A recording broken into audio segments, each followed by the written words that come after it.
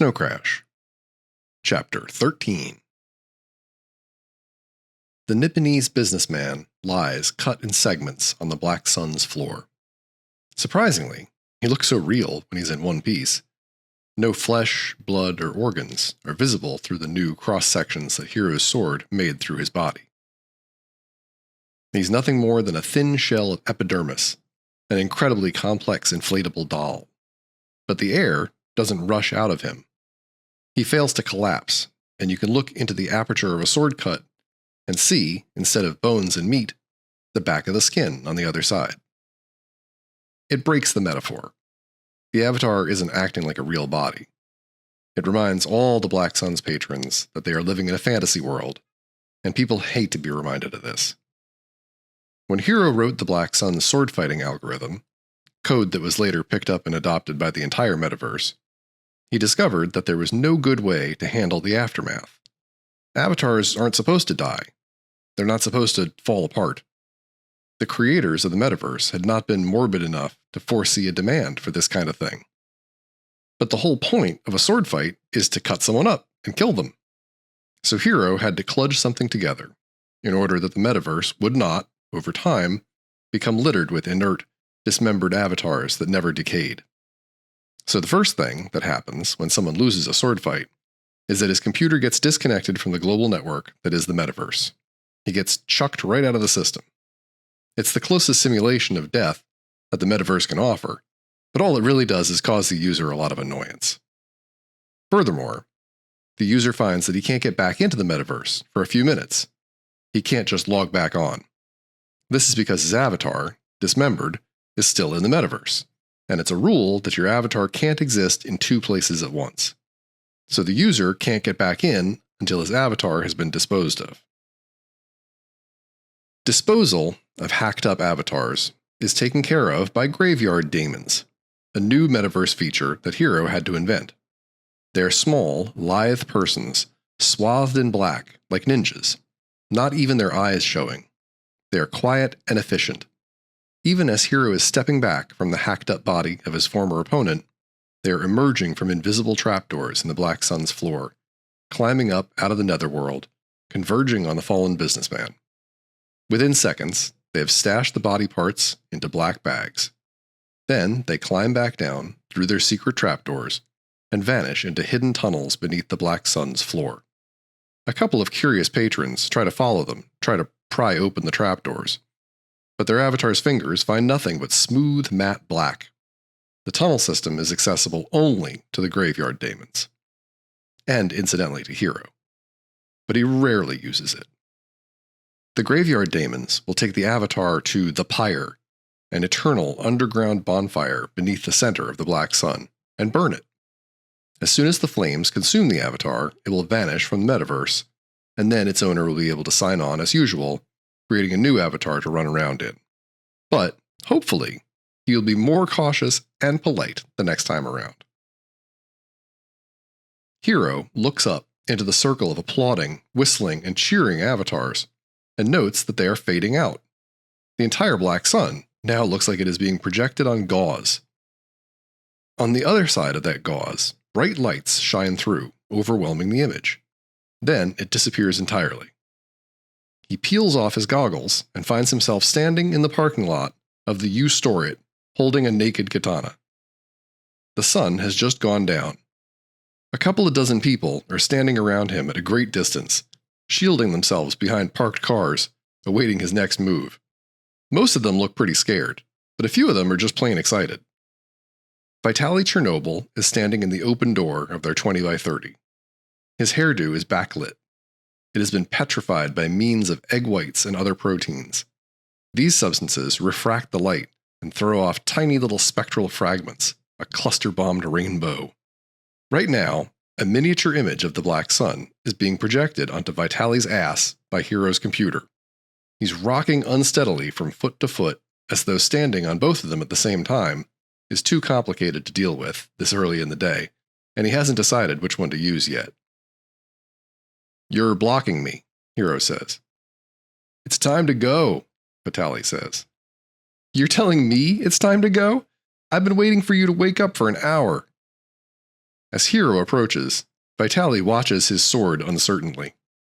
Vitaly's eyes are dry and red, and on his lower lip, he's sporting a cold sore the size of a tangerine. Did you win your sword fight? Of course I won the fucking sword fight, Hero says. I'm the greatest sword fighter in the world. Well, and you wrote the software. Yeah, that too, Hero says. After Vitaly Chernobyl and the meltdowns arrived in Long Beach, on one of those hijacked ex-Soviet refugee freighters, they fanned out across Southern California, looking for expanses of reinforced concrete that were as vast and barren as the ones they had left behind in Kiev. They weren't homesick. They needed such environments in order to practice their art. The LA River was a natural sight, and there were plenty of nice overpasses. All they had to do was follow skateboarders to the secret places they had long since discovered. Thrashers and nuclear fuzz grunge collectives thrive in the same environment. That's where Vitaly and Hero are going right now. Vitaly has a really old VW Vanagon, the kind with a pop top that turns it into a makeshift camper. He used to live in it, staying on the street or in various Snooze and Cruise franchises, until he met up with Hero protagonist. Now, the ownership of the Vanagon is subject to dispute, because Vitaly owes Hero more money than it is technically worth, so they share it. They drive the Vanagon around to the other side of the U-Store It, honking the horn and flashing the lights in order to shoo 100 little kids away from the loading dock. It's not a playground, kids. They pick their way down a broad corridor, excusing themselves every inch of the way as they step over little Mayan encampments and Buddhist shrines and white trash stoned on vertigo, apple pie, fuzzy buzzy, narthex, mustard, and the like. The floor needs sweeping. Used syringes, crack vials, charred spoons, pipe stems. There are also many little tubes, about thumb-sized, transparent plastic with a red cap on one end. They might be crack vials, but the caps are still on them, and pipeheads wouldn't be so fastidious as to replace the lid on an empty vial. It must be something new Hero hasn't heard of before, the McDonald's styrofoam burger box of drug containers. They push through a fire door into another section of the U-Store It, which looks the same as the last one. Everything looks the same in America. There are no transitions now. Vitaly owns the third locker on the right, a puny 5x10 that he's actually using for its intended purpose, storage. Vitaly steps up to the door and commences trying to remember the combination to the padlock, which involves a certain amount of random guessing. Finally, the lock snaps and pops open. Vitaly shoots the bolt and swings the door open, sweeping a clean half-circle through the drug paraphernalia. Most of the 5x10 is occupied by a couple of large, four-wheeled flatbed handcarts piled high with speakers and amps. Hero and Vitaly wheel the carts down to the loading dock, put the stuff into the Vanagon, and then return the empty carts to the 5x10. Technically, the carts are community property, but no one believes that. The drive to the scene of the concert is long, made longer by the fact that Vitaly, rejecting the technocentric LA view of the universe in which speed is God, likes to stay on the surface and drive at about 35 miles per hour. Traffic isn't great either, so Hero jacks his computer into the cigarette lighter and goggles into the metaverse. He's no longer connected to the network by a fiber optic cable, and so all his communication with the outside world has to take place via radio waves, which are much slower and less reliable. Going into the Black Sun would not be practical. It would look and sound terrible, and the other patrons would look at him as if he were some kind of black and white person. But there's no problem with going into his office, because that's generated within the guts of his computer, which is sitting on his lap. He doesn't need any communication with the outside world for that. He materializes in his office, in his nice little house in the old hacker neighborhood just off the street. It is all quite Nipponese. Tatami mats cover the floor. His desk is a great ruddy slab of rough-sawn mahogany. Silvery cloud light filters through rice paper walls. A panel in front of him slides open to reveal a garden, complete with babbling brook and steelhead trout jumping out from time to grab flies. Technically speaking, the pond should be full of carp, but Hero is American enough to think of carp as inedible dinosaurs that sit on the bottom and eat sewage. There's something new. A globe about the size of a grapefruit, perfectly detailed rendition of planet Earth, hanging in space at arm's length in front of his eyes. Hero has heard about this, but never seen it. It's a piece of CIC software called, simply, Earth. It's the user interface that CIC uses to keep track of every bit of spatial information that it owns. All the maps, weather data, architectural plans, and satellite surveillance stuff. Hero's been thinking that in a few years, if he does really well in the Intel biz, maybe he'll make enough money to subscribe to Earth and get this thing in his office. Now it's suddenly here, free of charge. The only explanation he can come up with is that Juanita must have given it to him. But first things first. The Babel Infocalypse card is still in his avatar's pocket. He takes it out. One of the rice paper panels that makes up the walls of his office slides open. On the other side of it, Hero can see a large, dimly lit room that wasn't there before. Apparently, Juanita came in and made a major addition to his house as well. A man walks into the office. The librarian Damon looks like a pleasant, 50-ish, silver-haired, bearded man with bright blue eyes, wearing a V-neck sweater over a work shirt with a coarsely woven, tweedy-looking wool tie. The tie is loosened, the sleeves pushed up. Even though he's just a piece of software, he has reason to be cheerful. He can move through the nearly infinite stacks of information in the library with the agility of a spider dancing across a vast web of cross-references. The librarian is the only piece of CIC software that costs even more than Earth. The only thing he can't do is think. Yes, sir, the librarian says. He is eager without being obnoxiously chipper. He clasps his hands behind his back, rocks forward slightly on the balls of his feet, raises his eyebrows expectantly over his half-glasses. Babel's a city in Babylon, right? It was a legendary city, the librarian says. Babel is a biblical term for Babylon. The word is Semitic. Bab means gate, and El means God, so Babel means gate of God. But it is probably also somewhat onomatopoeic, imitating someone who speaks in an incomprehensible tongue. The Bible is full of puns. They built a tower to heaven and God knocked it down. This is an anthology of common misconceptions. God did not do anything to the tower itself. Quote, "And the Lord said, Behold, they are one people, and they have all one language, and this is only the beginning of what they will do, and nothing that they propose to do will now be impossible for them. Come, let us go down, and there confuse their language, so that they may not understand one another's speech. So the Lord scattered them abroad, from there over the face of all the earth, and they left off building the city. Therefore its name was called Babel, because there the Lord confused the language of all the earth." End quote. Genesis 11:6-9, Revised Standard Version. So the tower wasn't knocked down, it just went on hiatus? Correct, it was not knocked down. But that's bogus. Bogus? Provably false. Juanita believes that nothing is provably true or provably false in the Bible. Because if it's provably false, then the Bible is a lie. And if it's provably true, then the existence of God is proven, and there's no room for faith. The Babel story is provably false, because if they built a tower to heaven, and God didn't knock it down, then it would still be around somewhere, or at least a visible remnant of it. In assuming that it was very tall, you are relying on an obsolete reading. The tower is described, literally, as its top with the heavens. For many centuries, this was interpreted to mean that its top was so high that it was in the heavens.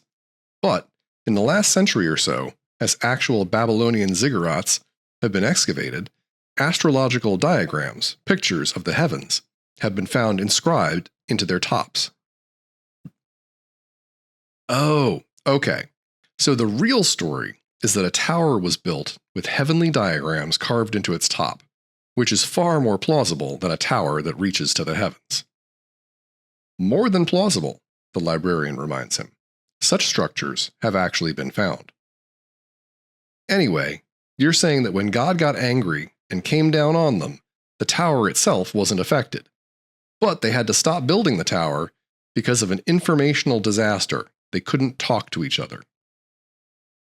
Disaster is an astrological term meaning bad star, the librarian points out. Sorry, but due to my internal structure, I'm a sucker for non sequiturs. That's okay, really, Hiro says. You're a pretty decent piece of software. Who wrote you anyway? For the most part, I write myself, the librarian says. That is, I have the innate ability to learn from experience. But this ability was originally coded into me by my creator. Who wrote you? Maybe I know him, Hiro says. I know a lot of hackers.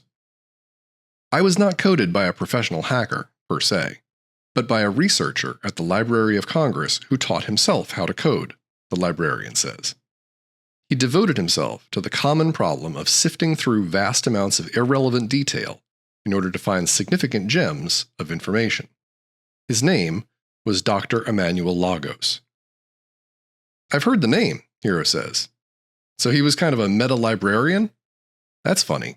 I guessed he was one of those old CIA spooks who hangs around in the CIC. He never worked with the CIA. Okay, let's get some work done. Look up every piece of free information in the library that contains L. Bob Rife and arrange it in chronological order. The emphasis here is on free. Television and newspapers. Yes, sir. One moment, sir, the librarian says. He turns around and exits on Crepe Soles. Hiro turns his attention to Earth. The level of detail is fantastic. The resolution, the clarity, just the look of it, tells Hiro, or anyone else who knows computers, that this piece of software is some heavy shit. It's not just continents and oceans. It looks exactly like the Earth would look from a point in geosynchronous orbit directly above LA, complete with weather systems, vast spinning galaxies of clouds, hovering just above the surface of the globe, casting gray shadows on the oceans, and polar ice caps, fading and fragmenting into the sea. Half of the globe is illuminated by sunlight, and half is dark. The Terminator, the line between night and day, has just swept across LA and is now creeping across the Pacific, off to the west. Everything is going in slow motion. Hiro can see the clouds change shape if he watches them long enough. Looks like a clear night on the East Coast. Something catches his attention, moving rapidly over the surface of the globe. He thinks it must be a gnat, but there are no gnats in the metaverse. He tries to focus on it. The computer, bouncing low-powered lasers off his cornea, senses this change in emphasis, and then Hiro gasps as he seems to plunge downward toward the globe, like a spacewalking astronaut who's just fallen out of his orbital groove.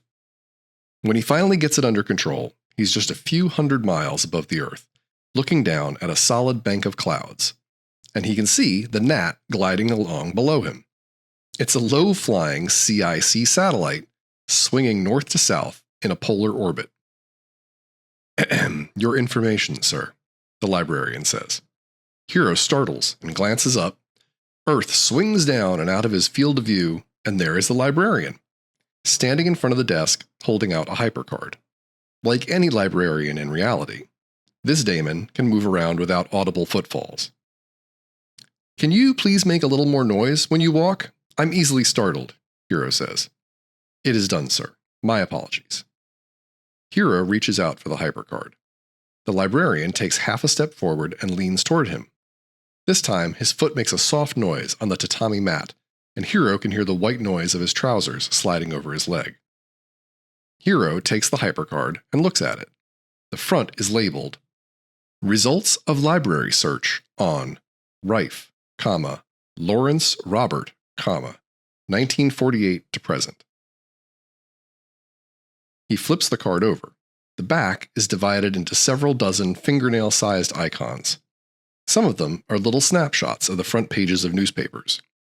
Many of them are colorful, glowing rectangles, miniature television screens showing live video. That's impossible, Hiro says. I'm sitting in a VW van, okay? I'm jacked in over a cellular link. You couldn't have moved that much video into my system that fast. It was not necessary to move anything, the librarian says. All existing video on L. Bob Rife was collected by Dr. Lagos and placed in the Babel Infocalypse stack, which you have in your system. Oh,